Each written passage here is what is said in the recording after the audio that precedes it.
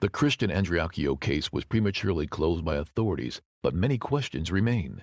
Come behind the curtain and follow private investigator Sheila Wysocki as she uncovers the truth about what happened to Christian. This is Without Warning.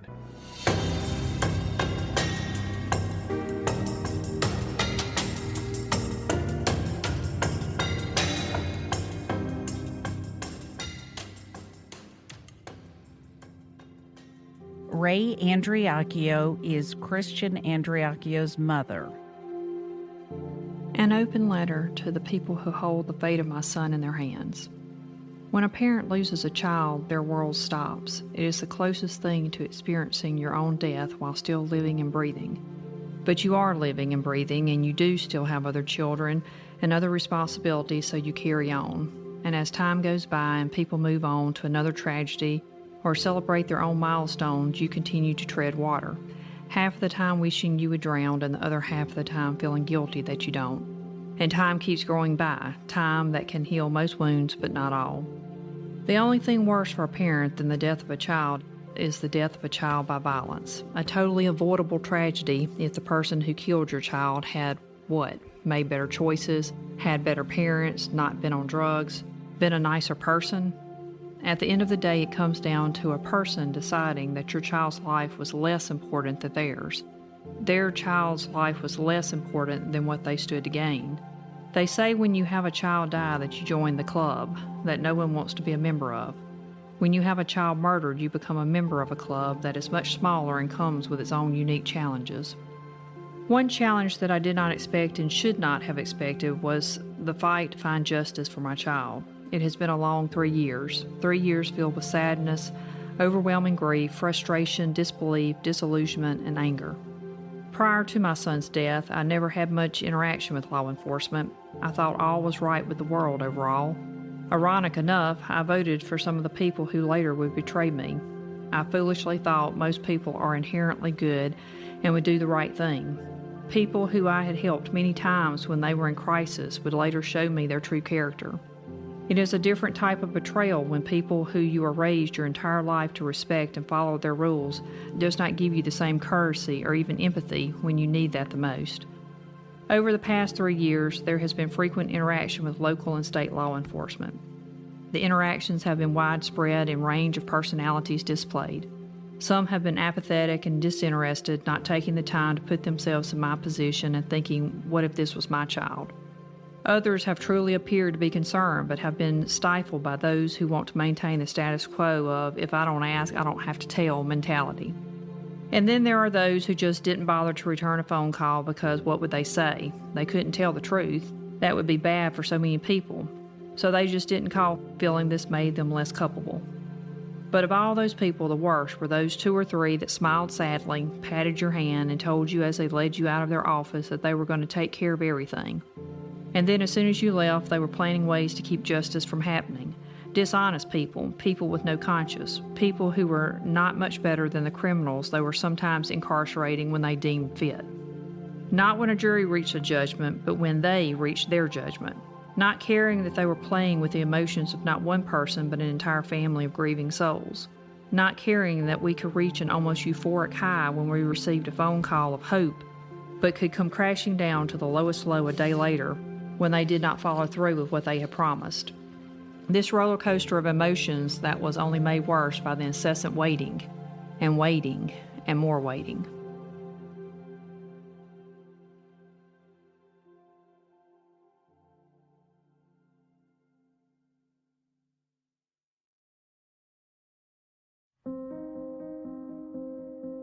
Three years almost to the day of my son's death, we were given the news that warrants had been signed for individuals to be arrested for charges of murder.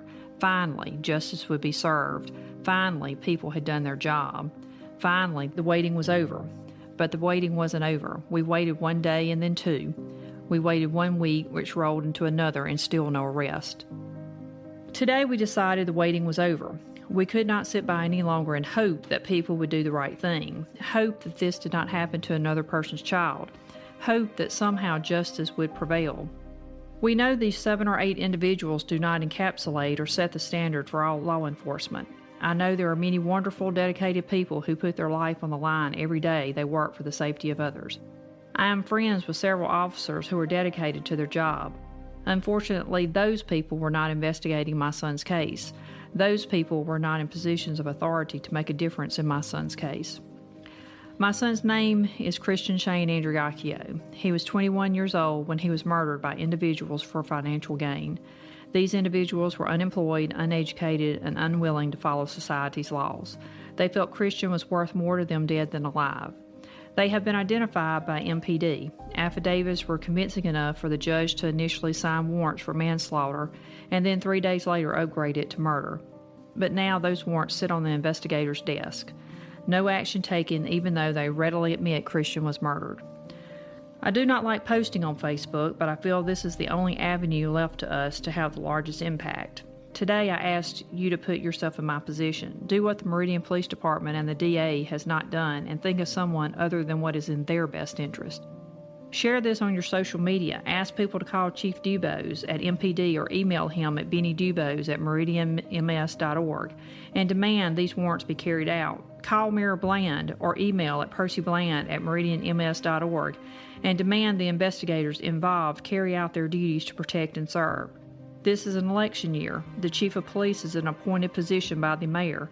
I would ask Christian's family and friends to share this post to their extended family and friends and encourage them to call and post about the corruption these actions by MPD implies. If you have any family or friends who know or work with any politicians or business leaders in any part of the state or federal government who they feel could help with our fight to have these individuals arrested, please contact me.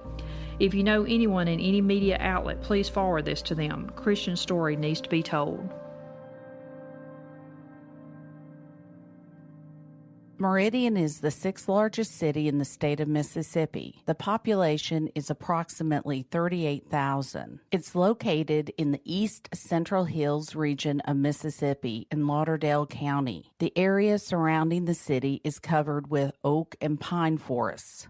It's 93 miles east of Jackson, Mississippi, 154 miles southwest of Birmingham, Alabama, and 202 miles northeast of New Orleans, Louisiana. And that's where our story begins. Christian had worked for Magnolia Marine ever since he was 18 years old. He worked on the Catherine Berry, which was the name of his towboat. He would make the route from below Baton Rouge, Louisiana, up to the other side of Chicago, hauling asphalt. It was like liquid asphalt. And when he was contacted by Dylan stating that Whitley was riding around with someone in his car, he was around the New Orleans area, and so he made arrangements for Dylan to pick him up on the shore somewhere close to St. Rose, Louisiana, which was, I think, on the outskirts of New Orleans.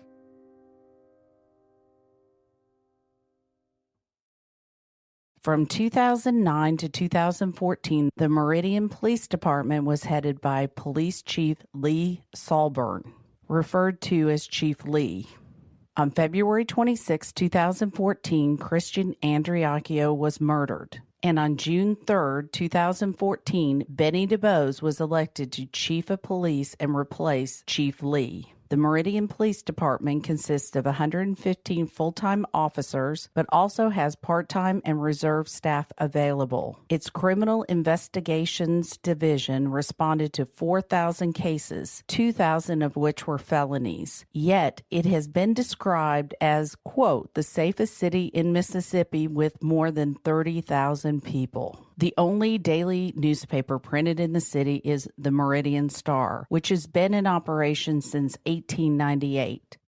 Throughout the 5.5 years we've had difficulty getting media coverage for Christian's case, the Meridian Star never covered anything on Christian's case. They didn't even cover his death. The only time that they mentioned his case was when his case was no bill by the grand jury, which would have been in November of 2017. They recently covered Cassie Coleman's official statement from the DA's office, where she was commenting on Christian's case and how her office had handled it.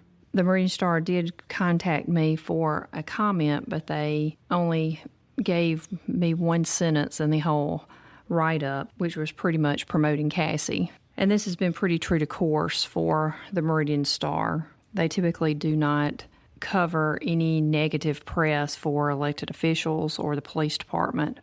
Last fall, I received a call from Dennis Cooper, the producer and narrator of the podcast Culpable. He wanted my help on a case he had been following for a year, asking me to help with mistaken suicide. The way so many of my cases begin, I declined because of my schedule. I've been working on a story recently, and I want to tell you about this, but I'm sure you're super busy. I was knee-deep working on another investigation while also starting up my own podcast focusing on the Lauren Agee case. But when I spoke to Ray Christian's mom, I knew I had to help. So this season on Without Warning, I'm going to take you step by step through my investigation of this case and deep dive into the lives of those involved. We will talk to experts, listeners, and hopefully new evidence will come to light. This season on Without Warning, we will be the voice for Christian.